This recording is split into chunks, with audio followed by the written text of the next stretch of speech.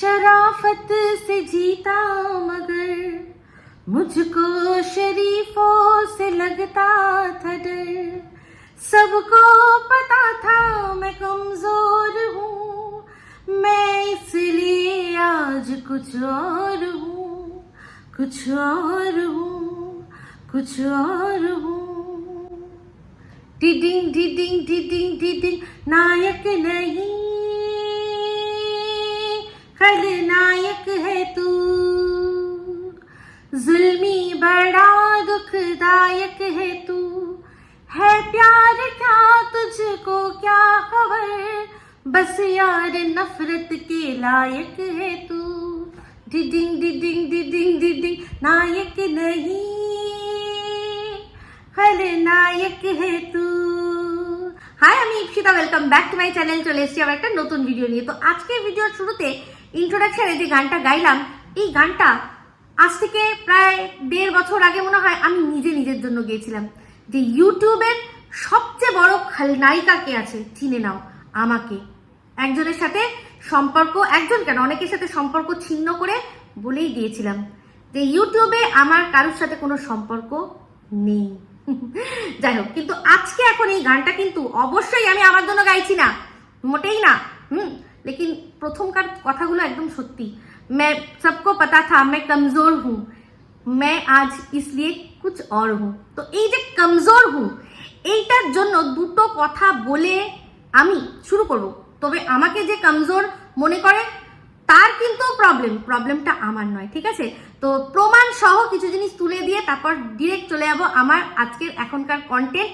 কে কাকার ছেলে কিরে, তুই না বলেছিলি লাস্ট ভিডিও দেখেছিস? এই সোশ্যাল মিডিয়ার জিনিসটাই এমন, জানিস না, ম্যাগনেটের মতো মানুষকে টানে। তো বলছি শোন না, এই যে এত উসুল, তোর এত উসুল, এত আদার্স, এত প্রতিষ্ঠা, হ্যাঁ, এই যে আমি পয়সা কামাবো না, মানে নিজে কামাবো না, অন্যকে দিয়ে ঠিকই কামিয়ে নিয়েছিস তুই। তো সেক্ষেত্রে এই উসুল আদার্স দিয়ে দোদক কি রুটি তো আসতে পারে না তোর। তাহলে এক কাজ কর, তুই যখন বলছিস, তো যখন লোকে শুনছে, তুই মনিটাইজেশন অনই করে বল না ভাই। তুই তো নিজে বলছিস তোর তো পয়সাটা নিজের খরচা হচ্ছে নাকি। তো যাই, আমি একটাই জিনিস জানি যে এখানে আমার কেউ পার্সোনাল শত্রু নয়, কিন্তু যাকে যখন যেরকম দেখবো অবশ্যই বলবো। তাই জন্য তাকে ভালো বুদ্ধিও দেবো, দরকার পড়লে যেরকম তার খারাপটা বলবো তাকে ভালো বুদ্ধিও দেবো। তো সেক্ষেত্রে বলছি, যখন বলছিসই তাহলে মনিটাইজেশন অন করে নে। क्या फर्क पड़ता है कि কেউ বলে যে তুই সেখান থেকে ইনকাম করেছিস? হ্যাঁ ভাই, আমি আমার কথা বলেছি, ইনকাম করেছি। তুই ইনকাম না করলেও তোকে কে মালা দিয়ে পুজো করছে বল? চন্দন দিয়ে কেউ করছে? সেই তো তোকে গালাগালি কিস্তি সবই খেতে হচ্ছে। তাহলে দুটো পয়সা যখন কামাবি তখন দেখবি গায়ে লাগবে না, বুঝতে পেরেছিস? তো চলে আসি, তোকে পরে সাইড সর একটুখানি, এখন চলে আসি একটা ভিডিও ক্লিপ, মানে একটা মানুষেরই দুটো ভিডিও ক্লিপ দেখুন। ইউটিউবটা কেউ কারণ না, এই এখন ঘোড়াও যেটুকু বহিন করছে বা যেটুকু করছে, কারণ ঘোড়া সব শেষ, ঘোড়ার খাজানায় প্লাস্টিকের প্যাকেটের ভেতরে আর কিছু নেই। কি নিয়ে বলবে? হ্যাঁ, আমি বলতে পারছি না, কারণ আমি সত্যিকারের বলছি, মুখ মোছা এরকম খেয়ে দিয়ে মুখ মুছতে আমি পারি না। জিনিস আমি ক্লিয়ার করে দিচ্ছি। এবার যদি ও একই জিনিস বারবার জিজ্ঞেস করে, আমি তার ও পাগল বলে আমি তার পাগল হব না, তাই না? তাই ওকে আমি আর ওর কোনো ভিডিওর অ্যান্সার দেওয়াটা আমি আমার যোগ্যতার মধ্যে রাখছি না। মানে আমি ওকে আমার লাইফে ফালতু একজন মনে করছি, ফালতু। ও আমার কাছে একটা ন্যাপকিনের মতন। ওর যতটুক ওকে আমার বলার দরকার ছিল, মানে যতটুকু ওকে আমার হাত মোছার দরকার ছিল বা আমার অ্যান্সার দেওয়ার দরকার ছিল, ততটুকু আমি করেছি, বলেছি। এবার আমি ফেললাম। এবার আর কি ওকে আমি আর অ্যান্সার দেবো? জীবনে দেবো না। তোমরা শুধু তোমরা বলো বলে তাই মজা করি। দেখলেন? বুঝতেই পারছেন সে কে? এ হচ্ছে আর কেউই নয়, এ হচ্ছে মিসেস মজুমদার, যে কিনা সন্দীপের ক্ষেত্রে বলছে যে আমি মানুষের বিপদে পড়লে আমি বলবো কিছু করব, কিন্তু করতে পারি না। ওই যে টিস্যু পেপারের মতো মানুষকে আমি ইউজ করে ফেলে দিতে পারি না। আবার সেই মানুষটা ওই একই লাইভের মধ্যে পরের দিকে, একদম শেষের দিকে বলে কি বলছে আমাকে, যে আমাকে যা বলার ওর বলা হয়ে গেছে, আমাকে ওর ইউজ করা হয়ে গেছে, সমস্ত বলে টোলে এইরকম ভাবে ও টিস্যু পেপার মতো আমাকে ফেলে দিয়েছে।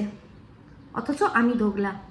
তো দোগলা বলতে মনে পড়ে গেল আরো একজন আমার ভীষণ প্রিয়, দীপ্তিদি। ও দীপ্তিদি, কি গো, কিছুদিন আগে আমি যখন প্রথম সুতো বললাম, তখন তুমি কি বললে যে কোনো সুতো, কোনো রিম, কোনো সুপ্রিম আমি বলতে পারবো না, ও দালাল, ওকে আমি দালালি বলবো। আর আজ তুমি কি বললে? আমি কি শুনলাম? ধুমদানা হয়ে গেল আমার। তো এমা তুমি তো দেখলাম বললে দালাল বড্ড কানে লাগে, আমি এখন কি ডাকবো? বহিন, ও বহিন, মজুমদারের বহিন। দেখেছো, একটাই মানুষ কিন্তু তুমি, কিন্তু আমি শুধু বললাম, তোমার সেটা বলতে লাগলো না, কারণ তুমি দালালকে দালালই বলবে। কিন্তু আজ মিসেস মজুমদার যেহেতু বহিন বলে কাছে টেনে নিয়েছে, তাই সেহেতু তুমি একদম সোজাসুজি বললে এবার থেকে দালাল তকমা হেঁটে গেল, এবার থেকে বহিন বলবো। তো ভেতরে ভেতরে যে জিনিসটা চলছিল সে তো তুমি যাকে দালাল বলবে বলে ঠিকই করে নিয়েছিলে, সে তো অলরেডি বলেই দিয়েছিল। রিমের এক দিদি, সে অনেক ইনপুট দিয়ে দিয়েছে আমার সম্পর্কে, তাকে অবশ্যই সে সেটা কাজে লাগাবে, আমার কোনো চাপ নেই, কোনো চাপ নেই। কিন্তু আমি জানি দর্শকদের মনে একটা প্রশ্ন আসবে যে এই যে তুমি যে সংগঠন তোমার পাশে দাঁড়িয়েছিল, তোমার ছেলেকে তার জন্ম পরিচয় নিয়ে কথা বলেছে বলে সেই সংগঠনেই তো এখন যোগ দিল তোমার সুতো, তাহলে তোমার কেসের কি হবে? যা হওয়ার সব ঠিক হবে, চিন্তা নেই, ঠিক আছে?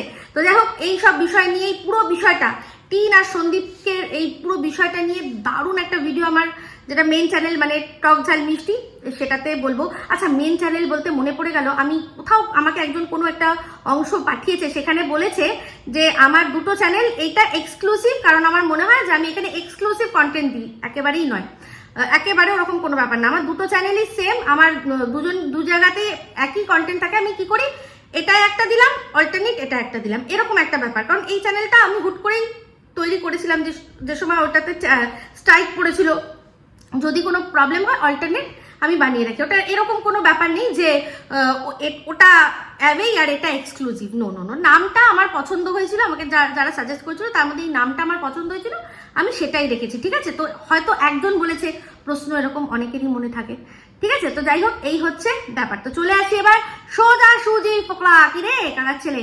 তো কাকার ছেলে আবারও আসবো না করে আবারও বেশ কিছু কথা বলেছে।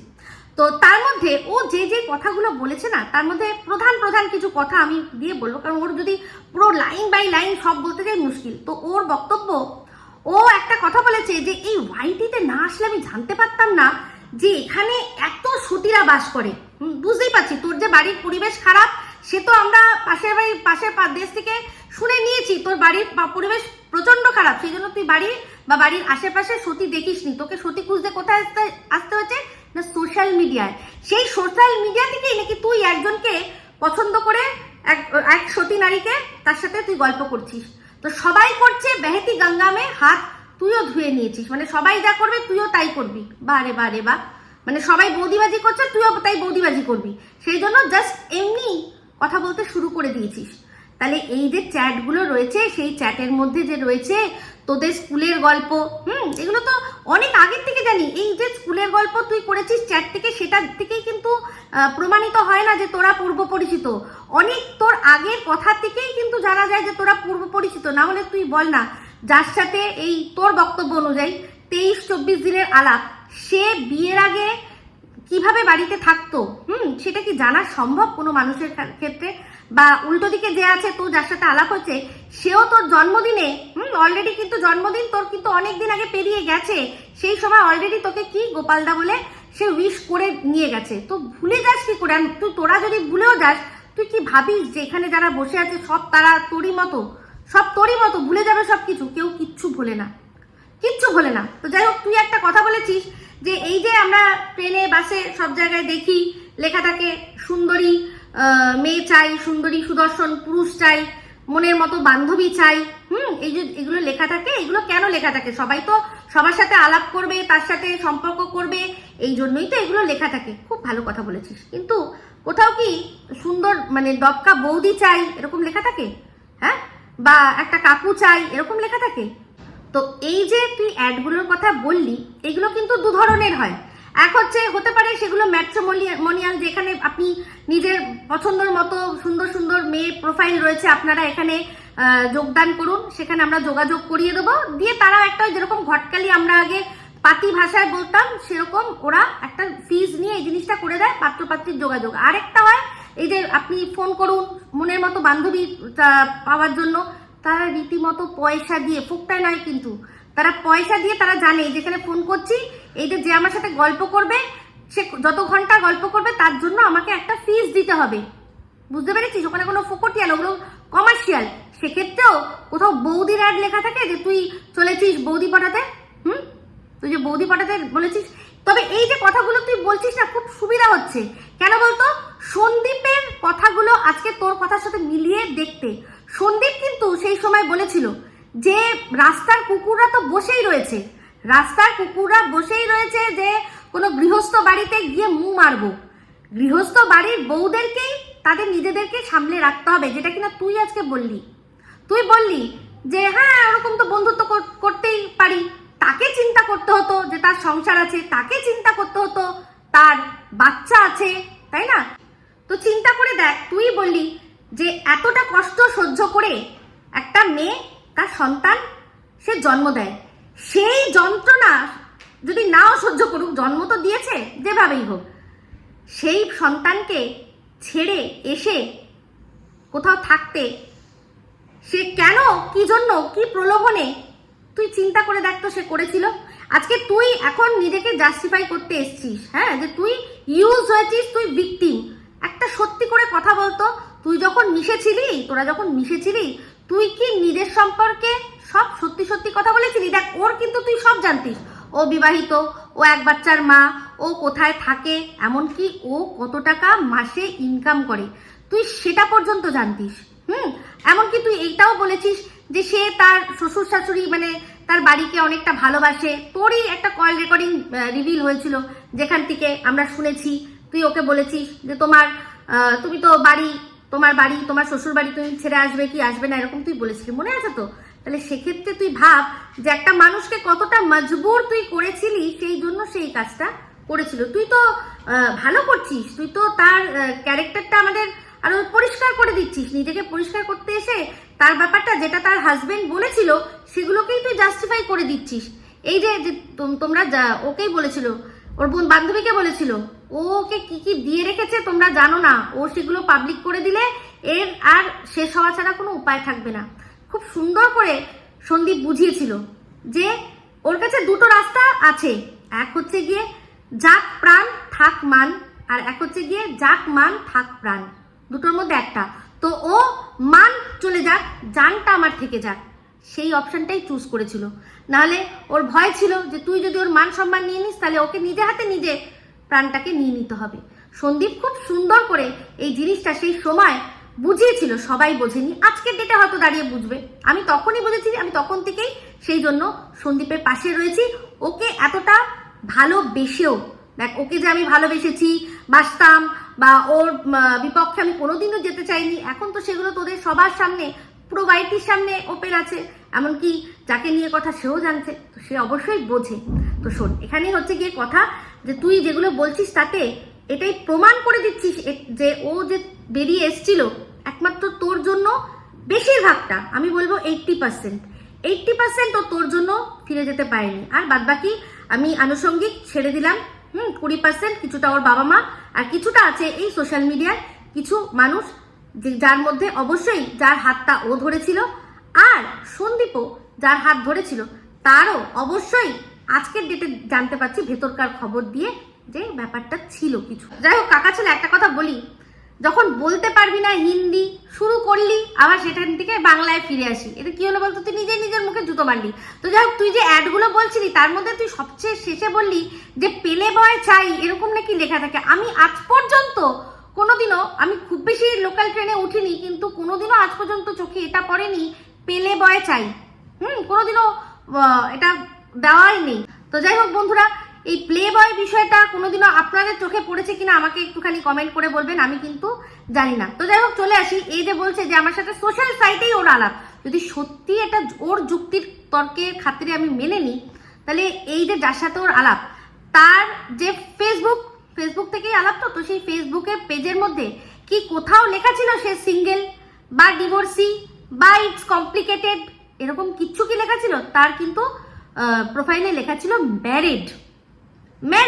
এবার ম্যারিড একজন পার্সন, সে ছেলে হোক বা মেয়ে হোক, সে বন্ধুত্ব করতেই পারে, তাতে কোনো আপত্তি থাকবে না।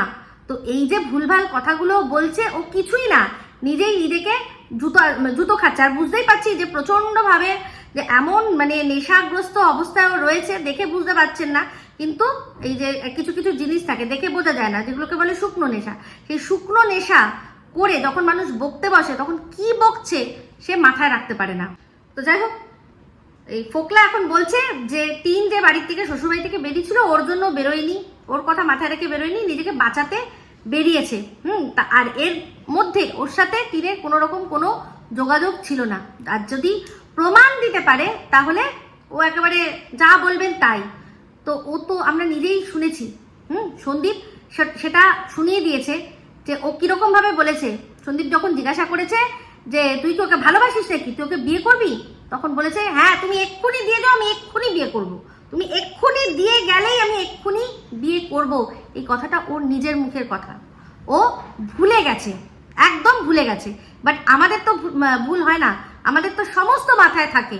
তাহলে এবার বল, তুই তো মানে কি বলবো, তোর মতো সত্যি কথা বলতে তোর মতো হাফ ড্যাশ একটা দিলাম, তুই বসিয়ে নে। কি জিনিস তুই, তোর মাথা এখন কাজ করছে না, বুঝতে পারছি সমস্ত কিছু। তা যাই হোক, এই কাকা ছেলে এই এত বুদ্ধি রাখে মাথায়, এত বুদ্ধি রাখে। সে সময় কি ছিল না, সন্দীপ যখন একবার বলেছিল বোকার হদ্দ, তিনকে বোকার হদ্দ বলেছিল, একে শিয়ানা পাবলিক বলেছিল, এত শিয়ানাগিরি তখন করছিল। এখন বলছে যে ওকে টিন বলেছে আমি তখন বাড়ির থেকে বেরিয়ে এসেছি নিজের প্রাণ বাঁচাতে, বাচ্চাকে আনিনি, কারণ আমি জানি আমি আবার ওখানে ফিরে যাব, তাই জন্য আমি কোনো কেস কামারি করবো না বলে আমি চলে এসেছি। কিন্তু সাথে করে ডকুমেন্টস গুলো সব নিয়েছি, আরো অনেক কিছু, সেই মাটির তলায় তলা থেকে অনেক কিছু শুনেছে, সেগুলো এমনকি বাবার দেওয়া যে গয়নাগাটি সেগুলো সমস্ত কিছু গুছিয়ে সে নিয়ে এসছে। তারপরে সে তাকে যখন বলেছে কেস করতে, বলেছে না করবো না, কারণ আমি এখানে ফিরবো, এটা ওকেও বলছে। আর সেটা শুনে ও এটা প্রশ্ন করেনি যে তোমার যখন প্রাণ সংশয় হচ্ছে তাহলে সেই জায়গায় তুমি তোমার বাচ্চাকে রাখলে, তোমার বাচ্চারও তো প্রাণ সংশয় হতে পারে, এই প্রশ্নটা তখনও করেনি। আচ্ছা, যদি তাই মেনেই নি তাহলে কতগুলো অপশন ছিল যখন জলপাইগুড়ির কাকু কাকিমা গেল তখন, তারপর আরো অনেক সময় সন্দীপ যখন একটা ভিডিও বানালো কেঁদে কেঁদে, তখন ও বুঝিয়ে বাজিয়ে বলতে পারেনি যে না না চলো।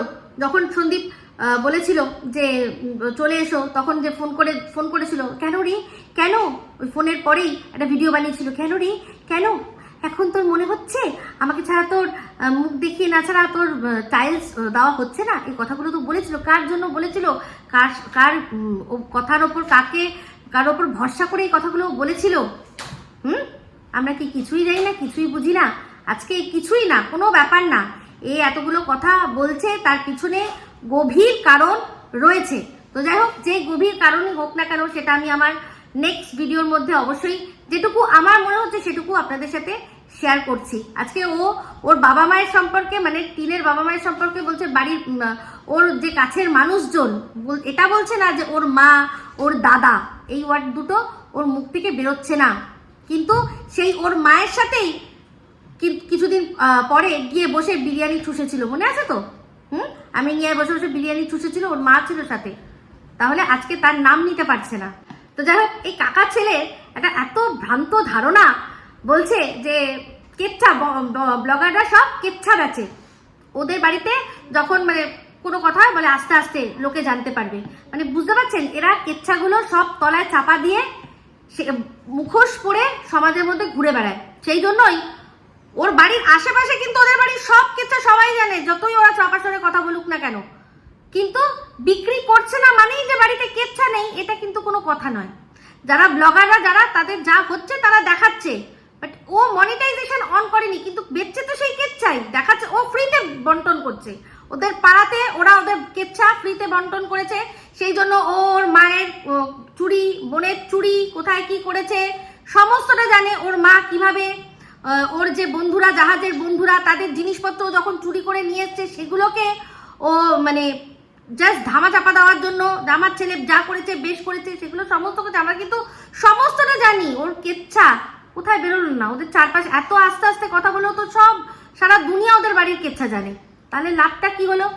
সেই তো এরকমও তো ব্যাপার নয় যে চুপ করে তুই চেপে গেলি, তুই তো সেই এসছিস মুখ দেখাতে, সেই তুই মুখ নাড়া দিচ্ছিস। পয়সাটা কামালে ক্ষতিটা কি আছে? ক্ষতিটা কি আছে?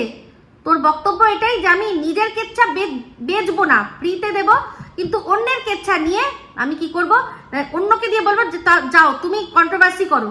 যে কিনা একটা ব্লগার ছিল, তাকে তুই কন্ট্রোভার্সি ক্রিয়েটার বানাতে রাজি আছিস পয়সার জন্য, কিন্তু তাও তুই নিজে বসে খাটবি না, কারণ ওটা তো খাটতে হবে না, তোকে যদি রোজ করতে হয় তাহলে তো খাটতে হবে, তাই জন্য তুই সেটা করবি না। তোর মতো দোগলা দুনিয়ার একটা আছে, আর তোর পরিবার কত জঘন্য জঘন্য সে তো বলে দিয়েছে খুদ, যার সাথে তোর সবচেয়ে বেশি রহরম দরম, যার কাছ থেকে তুই চলফট শিখেছিস, বুঝতে পেরেছিস?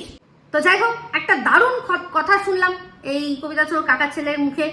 বলছে যে দুজনের সংসার, সবাই বলছেন যে ওর জন্য নাকি ভেঙেছে, তো ও কি আইপিএস এএসআই?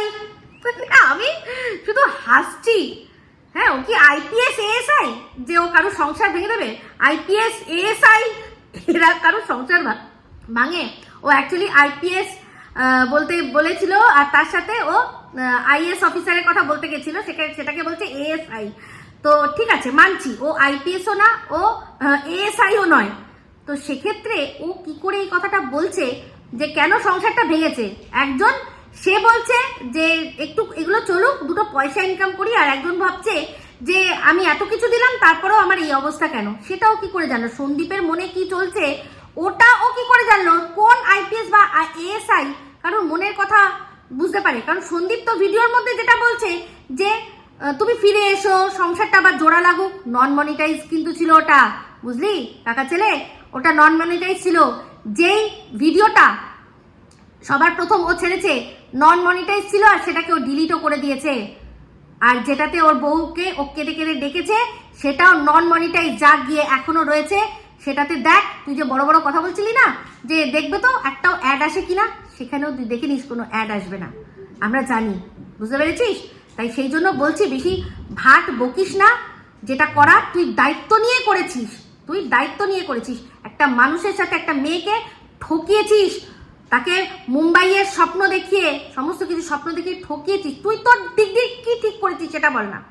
একজনের হাতটা ধরে তুই তার প্রতি কি কর্তব্য করেছিস?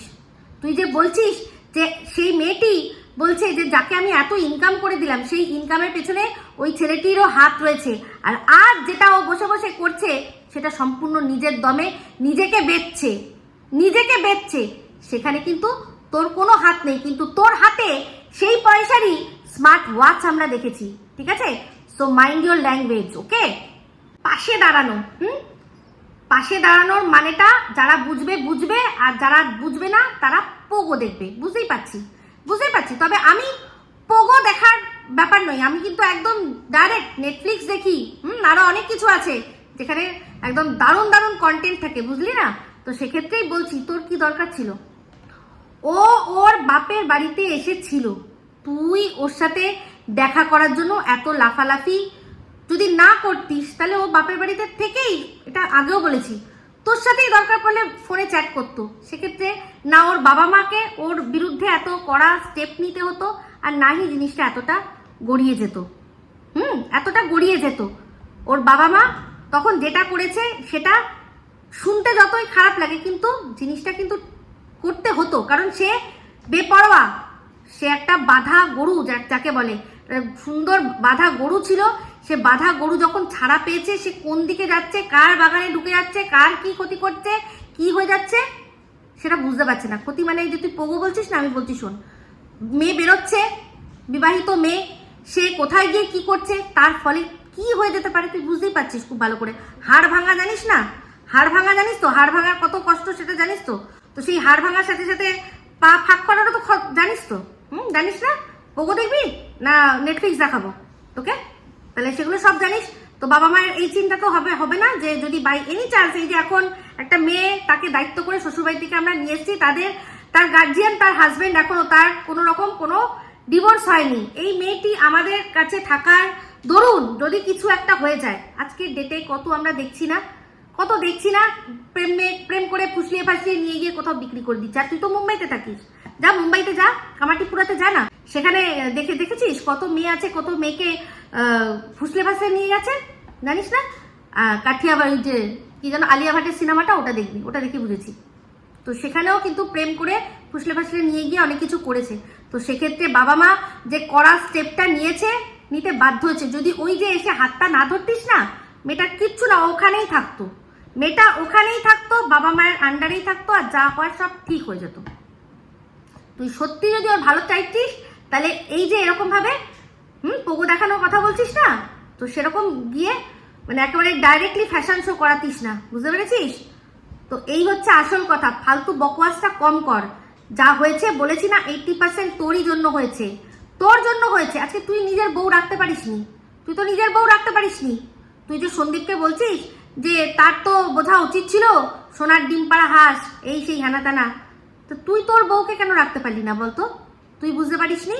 তাকে তো হাঁসের তুই ডিমও পারাতিস না, এত ভালো তুই, এত প্রেমিক, এত আশিক, তার সত্ত্বেও তোর বউ টিকলো না।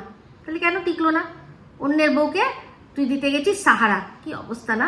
তো যাই হোক, এই যে কাকার ছেলে ও বলছে যে আমার যখন সোনার ডিম পাড়া হাঁস, আমার বউ যখন সোনার ডিম পাড়া হাঁস, আমাকেই মানিয়ে গুছিয়ে সোনার ডিম পাড়া হাঁসকে রাখতে হবে। তাহলে তার বোঝা উচিত ছিল, আমি কেন বুঝতে যাব? আমি সোনার হাঁস, ডিম পাড়া হাঁস, তাকে দেখেছি সে নিজের ঘরের চৌহদ্দির বাইরে এসছে, আমি খপাত করে ধরে নিয়েছি, এবার সে আমার কাছে ডিম পারছে। তো এটাই হচ্ছে ওর আর সন্দীপের মধ্যে ডিফারেন্সটা। টিমকে বলছি, টিম শোনো, এটা হচ্ছে ওর মেন্টালিটি আর সন্দীপের মেন্টালিটির মধ্যে তফাৎ। সন্দীপ যদি মনে করতো যে হ্যাঁ একে দিয়ে আমি ডিমই পাড়াতো, চুপ করে চোখ বন্ধ করে এরকম করে রেখে দিল, ডিমটা তো আমার আসছে ভাই, ডিমটা তো আমার আসছে, করুক না একটু, দরকার পড়লে আমি একদিন কোথাও চলে যাবো, একটু ঢুকিয়ে দেবো, বাপের বাড়িতে পাঠিয়ে দেবো। সে করতো যে যা ভাই হাঁস তুই একটু ঘুরে মনোরঞ্জন করে আয়, তাহলে আমার ডিমগুলো আরো সুন্দর সুন্দর হবে। যদি সত্যি সন্দীপ ডিমের পরোয়া করতো, ও করেনি, ও ভালোবেসেছে, ওদের এই যে ব্লগ, তার যে ইনকাম, এটা ওদের যৌথ, দুজনের প্রচেষ্টায়। আজকে তুই তুই তুই তুই তুই সোনার ডিম পাড়া হাঁসকে রাখবি বলেই সেই হাঁস যা বলছে, যেরকম বলছে, তুই সেটা তালে তাল মেলে চলেছিস। তোকে বলেছে চুপচাপ থাকবি, অদৃশ্য হয়ে থাকবি তুই, কারণ তোর সেই হাঁস হারানোর ভয় আছে। সন্দীপের ছিল না। আর যে কোনো মেরুদণ্ডওয়ালা পুরুষ মানুষ, হাজবেন্ড বা প্রেমিক বা বাবা মা, কারোরই থাকে না।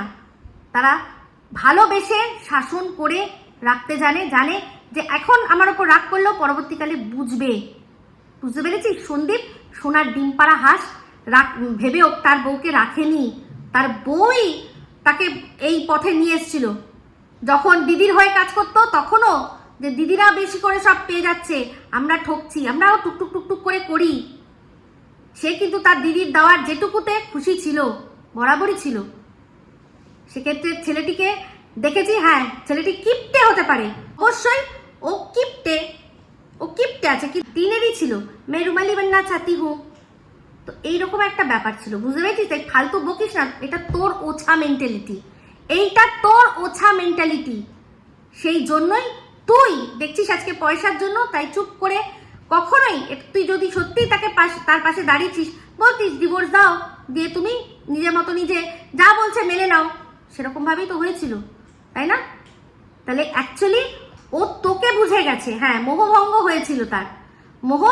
হয়েছিল, একটু সময় লেগেছিল, কিন্তু মোহভঙ্গ হয়ে ও বুঝেই গেছিল যে তোর সাথে সম্পর্ক মানে তোকে ঘাড়ে চাপিয়ে নিয়েছি সারা জীবন, তোকে ওই বিক্রম বেতালের মতো সারা জীবন তোকে বয়ে নিয়ে চলতে হবে, আর ডিমগুলো ও পারবে, সেই ডিম দিয়ে তুই সোজা অমলেট ভেজে খাবি।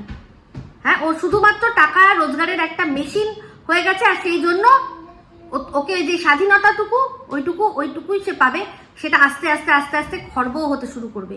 না হলে তুই মার দিস, আমরা শুনিনি সেটা, তুই মারিস ওকে, ছি। তো যাই হোক, প্রচন্ড ভাবাবেগ চলে আসলো। আজকে বললো কবিতা চোর ওর জীবনের ভালোবাসার কথা, তোর জীবনে ওর বাবা মা আর ওর দিদা, এই তিনজনের সাথে বলছে রক্তের সম্পর্ক। ওর যে একটা নিজের দিদি আছে না বোন, সেও তো রক্তের সম্পর্ক। সে কি একই রে, এই কাকার ছেলে, তুই তো কাকার ছেলে, ওকে কি জ্যাঠার মেয়ে বানিয়ে দিচ্ছিস নাকি? তোর নিজের রক্তের, তোর মায়ের পেটের বোন আছে তো একটা, তার সাথে তোর রক্তের সম্পর্ক নেই?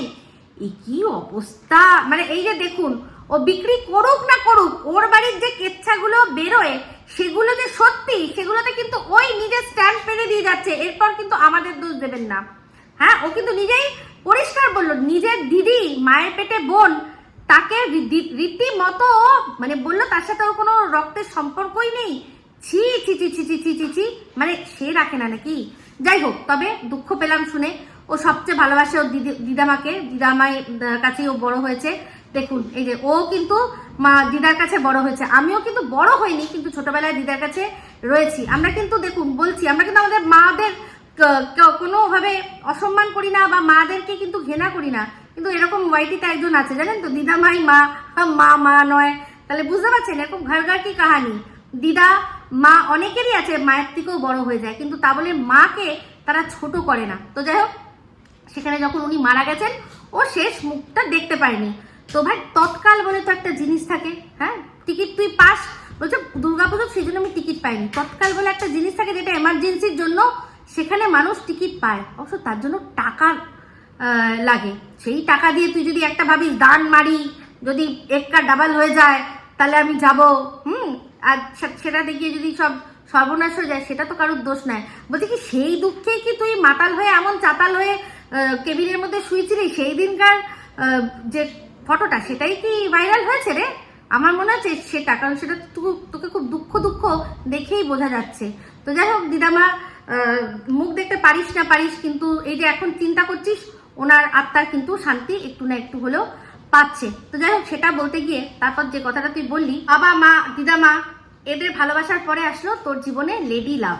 তো তোর জীবনে দুবার লাভ এসছে তুই বলছিস, কিন্তু সম্পর্ক প্রচুর হয়েছে, দুজনকে তুই ভালোবেসেছিস। তার মধ্যে প্রথম যাকে তুই ভালোবেসেছিস তুই বললি, আমার মনে হয় তার কথাই তুই বলছিস, যার সাথে তোর বিয়ে হয়েছিল আর যার সাথে তোর ডিভোর্স হয়েছিল, সেটা ইম্যাচুরিটির জন্য। তুই না সে সময় ঠিক মতো ইনকাম করতিস, না তুই ঘরে থাকতিস, শুনেছি এগুলো সব শোনা কথা। বন্ধু বান্ধব নিয়ে ফুর্তি করতিস, সে ঘুমিয়ে পড়লে তার পাশে শুয়ে অন্য মহিলার সাথে চ্যাট করতিস, উল্টে তার উপর অত্যাচারও করতিস, মানসিক শারীরিক সবভাবে। একটা চিঠি লিখেছিল তার বিরুদ্ধে, মানে তার এগেনস্টেই চড় লাগিয়ে দিয়েছিলি তুই। তাহলে এটা ইম্যাচুরিটি নাকি এটা লম্পটপনা? তোর লম্পটপনা দেখে সে বুঝে গেছে ভাই ঠিক আছে, আমার জীবন এরপর একটা বাচ্চা কাচ্চা হয়ে গেলে তখন আর আমার ফেরার রাস্তা থাকবে কি থাকবে না, সবাই তো আর এরকম বেরিয়ে যেতে পারে না, না? তো সেই জন্য সে তার রাস্তা আগের থেকে বার করে নিয়ে সে সুন্দর রয়েছে, আর ভগবানের কাছে চাইবো সে আরো সুন্দরভাবে থাকুক। তারপর আসলো তোর সেকেন্ড ভালোবাসা। তুই যাকে ভালোবাসিস, মানে একদম টেন্স, এখন প্রেজেন্ট টেন্সে বলছিস, তার মানে তাকে তুই ভালোবাসিস, মানে বুঝতেই পারছিস তুই কার কথা বলছিস। তো তার সাথে তোর সম্পর্ক ভেঙেছে, তার কারণ হচ্ছে। আর দ্বিতীয় ক্ষেত্রে এটাই হয়েছে, তৃতীয় আমার তো সবাই তৃতীয় মানে তৃতীয় কোনো ব্যক্তির জন্য তোর সম্পর্ক ভেঙেছে, সেটা আমাদের বলছিস। মানে ওই যে বুলেটটা সেটাতে তুই ছিলিস না, তোরই যে নামের আরেকজন, যেটা আর কি সবাই বাজারে ছড়াচ্ছে, সেটা সে ছিল, তার জন্যই তোদের সম্পর্ক ভেঙেছে, এটা আমাদের বলতে চাইছিস তুই? তৃতি আমি বুঝতে পারছি কি অবস্থা, তাই না? কি অবস্থা, সেই তৃতীয় ব্যক্তির জন্য তোদের সম্পর্ক ভেঙেছে। দেখ যে কোনো কারণেই ভাঙুক না কেন, তোর সাথে সম্পর্ক ভেঙেছে আমি সত্যি খুব খুশি। কেন বলতো? কারণ তুই না তোর প্রথম সম্পর্ক থেকে তুই শিক্ষা নিয়েছিস, এই সেকেন্ড সম্পর্কতেও তোর নিজস্ব কোনো কন্ট্রিবিউশন নেই। সত্যি যদি এরকম হতো তোর ইনকামে সে কুড়ে ঘরেও, আমি দেখতাম কোনোভাবে দেখতাম যে সে কুড়ে ঘরেও রয়েছে, তাহলেও বলতাম যে চলো, তুমি যাকে ভালোবেসেছো, যার কথা ভেবে যার হাতটা ধরে বেরিয়ে এসছো, সে তোমাকে সসম্মানে রেখেছে। কিন্তু সুন্দর ফ্ল্যাটে সম্মান হানি করে সবাই উকি ঝুঁকি দেখি ফোকলাকে দেখা যায় কি না, আর যখনই বেরোচ্ছে তখনই এরকম একটা অবৈধ ব্যাপার, যে সম্পর্কটা তোদের অবশ্যই অবৈধ, কারণ তোর তো ওর সাথে তো এখনো বরের ডিভোর্স হয়নি। তো এরকম ভাবে অট্টালিকাতেও তার উপর নিজেই ইনকাম করে, এরকমও নয় যে তুই ওরকম অবৈধভাবেও তুই ইনকাম করছিস, তোর পয়সা রয়েছে, তাও নয়, নিজেকেই নিজের মানে কত খাটতে হয় বলতো। যে মেয়েটা একটা ভিডিও করে তার হয়ে যেত, এখন তাকে ভিডিও করতে হয়, তাকে প্রমোশনাল ভিডিও করতে হয়, সব করতে হয়, তাই না? তাহলে ভাব তুই কি দিলি, তার চেয়ে তোর সরে যাওয়াই ভালো, তুই সরে গিয়ে তুই নিজের মতো কর। আর তুই যদি চেষ্টা করেছিস তার সম্পর্কে কিছু সামনে আনার, ওর যে কি হাল করবো তুই শুধু দেখবি। সত্যি বলছি, দরকার পড়লে জনসংযোগ তৈরি করে নিয়ে গিয়ে তোকে যা দেওয়ার দেবো, যদি কিচ্ছুটি বাইরে এসছে। এমনিতেও তুই বলেছিস যে কিচ্ছু তোর কাছে নেই, আর যদি তোর দ্বারা যদি কিছু আসে তাহলে জানবেন বন্ধুরা সবাই, সবটা এআই। ও যদি সত্যি ওদের সম্পর্ক শেষ হয়ে যায় বা শেষের পথে হয়, আমি জানি এটা পুরো নাটক, আমি জানি, আমার মন বলছে এটা পুরো নাটক। মানে যে ওই যে ত্রি সেই বলেছে যে কি করলি, ঠিক মতো হয়নি বলে আচ্ছা করে দুঘা দিয়ে মনে আবার বসিয়েছে কে, যে ভালো করে বল, কেউ বিশ্বাসই করলো না, সেই জন্য ত্রি করে বলছে তৃতীয় কোনো ব্যক্তি মনে হয় আছে, তার জন্য ওদের সম্পর্ক নাকি গেছে। তো যদি সত্যি যায়, তার জন্য তুই যদি বাই এনি চান্স ওর কোনো ক্ষতি করার চেষ্টা করেছিস, তাহলে বন্ধুরা সবাই জানবেন ওটা ও এআই। আর এই যে একটা কথা বললো না, যে একটা কমেন্ট দেখলাম সেখানে বলেছে যে ওর বাবা মা তোমরা যদি জানো পায়ের তলা থেকে মাটি সরে যাবে। আমাদের আর মাটি সরে কি আছে রে? যখন সন্দীপের ও স্ত্রী, সন্দীপ জামাই, তার সত্ত্বেও জামাইয়ের সাথে ডিভোর্স হয়নি, তার সত্ত্বেও বাড়িতে বলছে জামাইকে ডাকবে না, খাবে না, তোর সাথে বসে বিরিয়ানি খাচ্ছে। এখন যদি জানতে পারি যে মনে মনে তোকে জামাই মেনে নিয়েও আবার অন্য আরেকজনের সাথে করছে সেই সেম জিনিসটা, আমরা অবাক হবো কি? আমরা কোনো রকম ভাবে কোনো অবাক হবো না। বুঝতে পেরেছিস? এসব মানে শকিং গেম আমাদের সাথে খেলিস না, যা বোঝার বোঝা হয়ে গেছে। কিন্তু তুই যদি কোনোভাবে কোনো রকম কিছু করেছিস তাহলে খুব খারাপ হয়ে যাবে। আর এমনিতেও ওটা এআই হবে, ওটা আদৌ মানে টিনের কিছু থাকবে না। আর যদি করেছিস তাহলে তুই দেখিস কি করবি। এটা ধমকি ভাবিস না, এটা তোকে একটা চেতাবনী দিয়ে দিলাম যে কোনো রকম ভাবে কোনো ক্ষতি করার চেষ্টা করবি না। যাই হোক, ভিডিওটা অনেক বড় হয়ে যাচ্ছে, তাই জন্য ছোট করে শেষ করে দিচ্ছি। সেটা হচ্ছে গিয়ে অ্যাকচুয়ালি পুরো বিষয়টা কি বলুন তো, এরা সন্দীপকে ভীষণভাবে আন্ডার এস্টিমেট করেছিল। যখন এই ঘটনার সূত্রপাত, তখন টিনের ফ্যামিলি সহ এরা সবাই ভেবেছিল যে সন্দীপ এমনিতেই 3-5 বছর সংসার করে জানেন যে খুব ভীতু, ও খুব ইমেজ কনসিয়াস, ও ভীষণভাবে ইমেজ কনসিয়াস, ও কোনো কিছু সামনে আনবেই না, আর আমি যা করার করে যাব, যা করার করে যাব, তারপর যা হওয়ার হবে কোনো ঠিক নেই, দরকার পড়লে আমি ফিরে যাব। কিন্তু ফিরে যাওয়ার ব্যাপারটাতে একটা আমার সন্দেহ আছে। যদি কেউ ফিরে যাবে মনে করে, সে প্রথমত সব ডকুমেন্টস নিয়ে যায় না, আর দ্বিতীয়ত সে যদি মানে এই যে বাচ্চা সাথে করে নিয়ে যায়, ঠিক আছে, এই বিষয়টা। তো তাই জন্য প্রচন্ডভাবে আন্ডার এস্টিমেট করে ভেবেছিল যে সন্দীপকে আর সন্দীপের ফ্যামিলিকে তো কেউ পুষবে না, আমরা যা খুশি করব, আমাদের প্রশাসনিক আর কি জোর আছে, আমাদের ম্যান পাওয়ার রয়েছে, আমাদের সব রয়েছে। ওরা ওই সন্দীপের বাবা মা ওই বাচ্চাটাকে নিয়ে চুপচাপ চেপে যাবে, ওরা গুমনামিকে আন্ধেরে মে ওরা হারিয়ে যাবে, এটাই ভেবেছিল। কিন্তু সন্দীপ ওই যে একটা ভিডিও করেছিল, করে ওর যে কথাগুলো যেগুলো ও বলেছিল, আজকের ডেটে দাঁড়িয়ে ওই জন্যই ও রয়েছে, ওইটার জন্যই, শুধুমাত্র ওইটার জন্য। তারপর বাদবাকি যা হওয়ার সেগুলো হয়েছে, সেগুলো অর্গানিক ভাবেই হয়েছে। কিন্তু ওই যেটা বলে দিয়েছিল, যদি না বলতো তাহলে কোন দিন এ ক্যামেরা খুলে সন্দীপের সম্পর্কে উল্টোপাল্টা কথা, যে ওর সাথে আমি এখন আর থাকি না, ও তো আমাকে এরকম ভাবে ঠকিয়েছে, এই এই এই এই এই হেন তেন করে কি করতো, তারপর দেখাতো যে নিজের সংসার, নতুন করে সংসার, আর যা হোক হোয়াট এভার, এটাই ওদের ছিল। আর না হলে ঝামেলা অশান্তি হয়েছিল, সন্দীপ হাতে পায়ে ধরে ওকে আবার নিয়ে যেত, নিয়ে গিয়ে আবার যেরকম ছিল সেরকম থাকতো। কিন্তু সন্দীপ ওর কথায় অনুযায়ী চলতো, যে হ্যাঁ আমি এখানে থাকবো, আমি ওর সাথে গল্প করব, এই শর্তে মেনে নিয়ে সন্দীপ হাতে পায়ে ধরে যেত। কিন্তু সন্দীপ যে সব বলে দিয়েছে, ওই যে বলে না, ডরাও লেকিন কিসি কো ইতনা ভি মত ডরাও কে সারা ডর হি খতম হয়ে যায়, ওই একটা ভয় পেয়ে ও চট করে যে বলে দিয়েছে কোণঠাসা হয়ে, তার ফল আজকের ডেটে এই। তো যাই হোক, এ বলছিল যে ওর মানে সবার, ওর নাকি ফ্যামিলিকে মলেস্ট হতে হয়েছে, সন্দীপের মাকে কি না শুনতে হয়েছে, কি না শুনতে হয়েছে, সন্দীপের বাবা মা, তাদের কি দোষ ছিল? তো যাই হোক, এই বলেই ভিডিওটা এখানে এন্ড করছি। যদি ভালো লাগে তাহলে অবশ্যই লাইক, শেয়ার, কমেন্ট করতে ভুলবেন না। যারা চ্যানেলটা সাবস্ক্রাইব করেননি তারা সাবস্ক্রাইব করবেন। সবাই ভালো থাকবেন, সুস্থ থাকবেন। আবার খুব শীঘ্রই নতুন ভিডিও নিয়ে, টাটা।